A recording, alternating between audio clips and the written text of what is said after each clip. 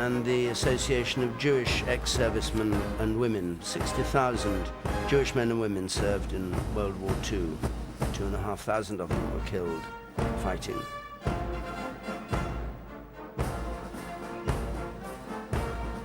The music, it's a long way to Tipperary. Blesma, the British Limbless Ex-Servicemen's Association, in their mechanized wheelchairs, led by Colonel Jerome Church, who lost a leg while leading a patrol in Northern Ireland in 1972. The organization was founded back in 1932 to help members through recovery and rehabilitation.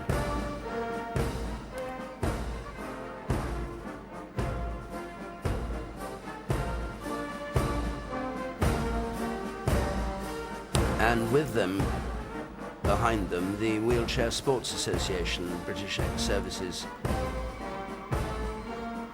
to encourage people who are disabled to play in the, well, it started with paralyzed veterans in North America, wheelchair games. BUSA, British Ex-Services wheelchair.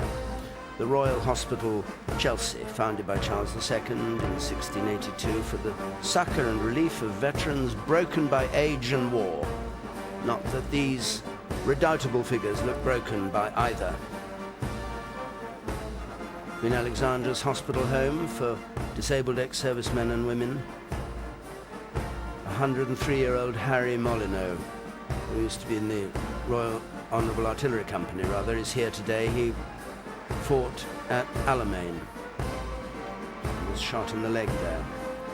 And the Royal Star and Garter Home follows on. They provide, ever since the middle of the First World War, care for people who've been severely injured. Walking with the Wounded, a new charity founded in 2010. And the idea was, among other things, to lead a team of 12 wounded from the United Kingdom, America and the Commonwealth to race to the South Pole.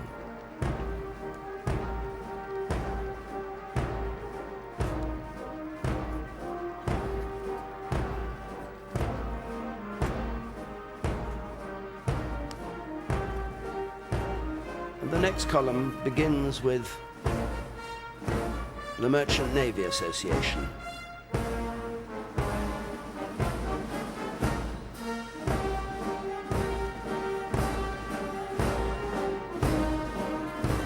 The Royal Marines Association, in their very easily recognizable green berets, these tough men. Cameron March, a major, is marching with his son Duncan, who served with the Royal Marines. It was formed originally way back in the 17th century as the Admiral's Regiment. They've been Britain's commandos since 1942.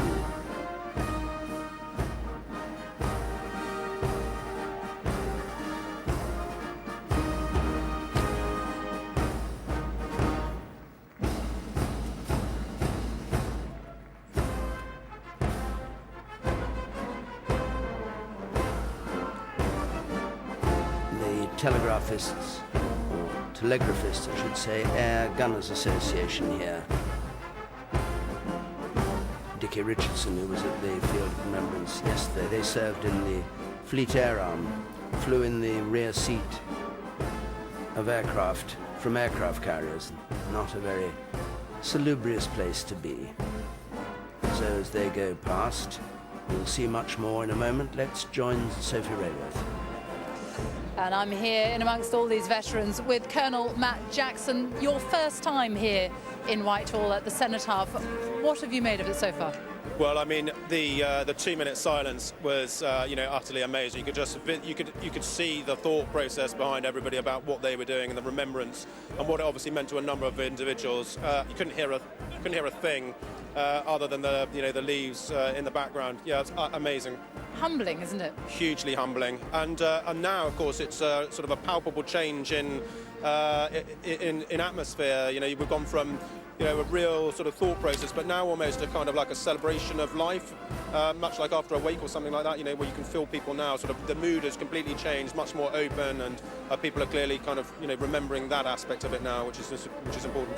Because I think the important thing to remember as well is the bond between all these people. There is no sense of rank here today, is there? No, none at all. And, so for example, in one rank I saw a field marshal marching together with a private soldier at the front of one rank. Absolutely amazing. Thank you very much.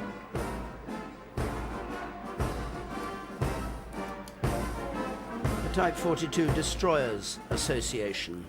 Wreath bearer John Galway, an able seaman aboard HMS Sheffield, when she was struck by an exocet in the Falklands conflict.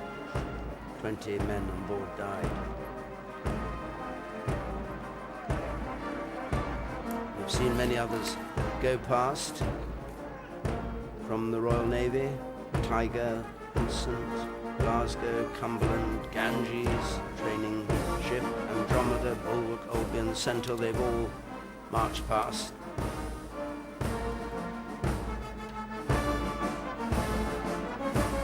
Queen Alexandra's Royal Naval Nursing Service Association and VAD, VAD, Royal Naval Association here.